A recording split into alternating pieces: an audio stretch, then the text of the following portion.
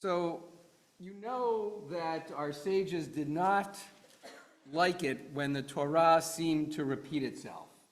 And the Torah tells us no less than 4 times in 4 separate locations that we are to tell the story of the Exodus to the next generation, to our children and to our grandchildren. And the rabbis were uncomfortable just saying emphasis. You shouldn't forget to do this. And it gave rise to the very familiar passage that we say at the Seder about the 4 children. And the rabbis in the Midrash, the Mechilta de Rabbi Yishmael, which is a 2nd century rabbinic commentary on the book of Exodus, the author there aggregates all the 4 passages and ascribes to each child a persona, if you will. It's not inherent in the text, but it's the Mechilta's attempt to understand why the Torah says this 4 different times. And I want to this evening suggest to you something that I gleaned from the work of Rabbi Norman Solomon, who was a rabbi in England, retired some years ago. And instead of 4 children or 4 personas per se, he sort of looked at it as what are 4 different ways that you can read the Haggadah? Different styles of reading. And to some degree, it reflects a persona as well, a typology. And so he suggests a couple of them, and I'm changing some of his nomenclature because, well, I love his structure and idea more or less. I don't always love his language. So one of the first categories he suggests is the philological reader. Someone who asks, what do these words mean?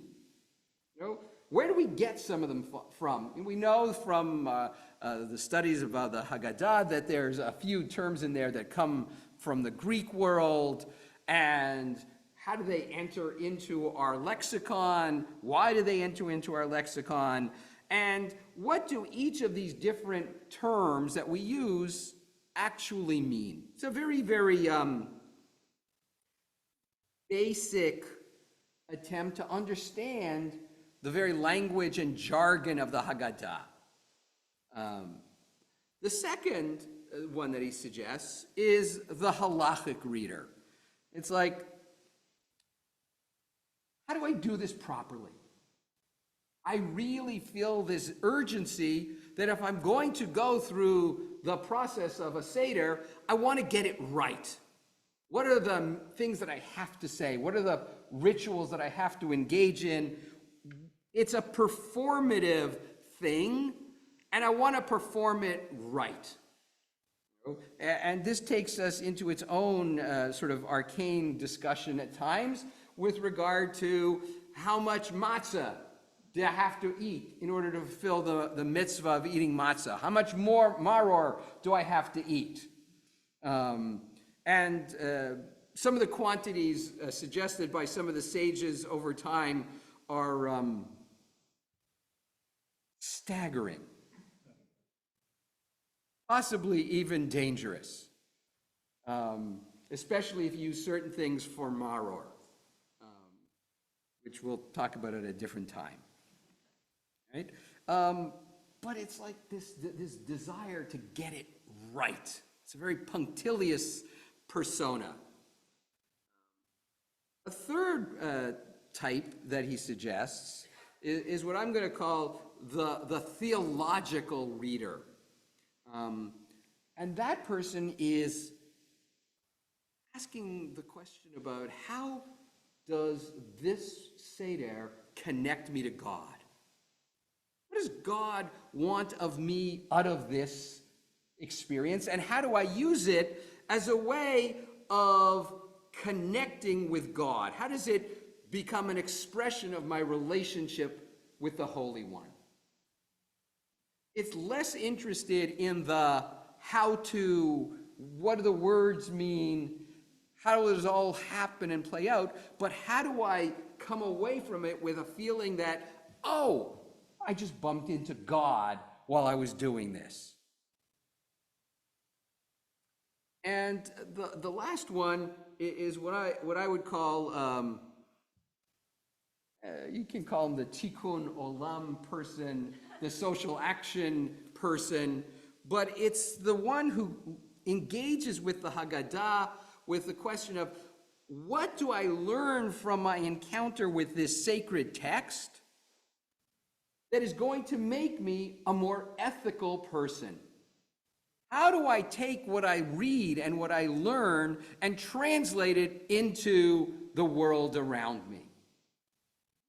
I'll give you one example. At near the very beginning of the Seder, we say, Halach ma'anya. This is the bread of affliction which our ancestors consumed, right? And when we do it, we open the door and we say, Kol dichvin yetzei v'yifrach. Anybody who is in need, come on in and join us at our Seder table. Now, I've done a lot of Seders over the years, and I've opened a lot of doors in a lot of different geographic locations. Never, ever, ever, ever has somebody walked in and said, oh, thank you so much. I was just wandering the streets looking for a Seder. Never. Has anybody had an experience where someone's walked in the door? Yeah, but he was not running late. I don't talk about people who are running late.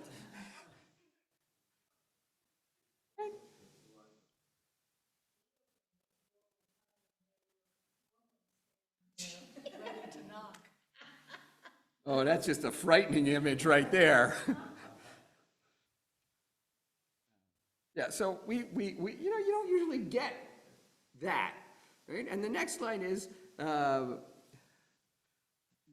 anybody who's in need, let him know that this is a place where they can find help. That doesn't happen. So why do we say it? The person who's looking for the messaging, the meta message, if you will take that and say, oh, it means that I need to do something to make sure that people have a place for Pesach beforehand and enough food to get through Pesach in their homes, and that people may have a whole cluster of needs around the holiday, before the holiday, after the holiday, and it falls to me to make a difference in their lives.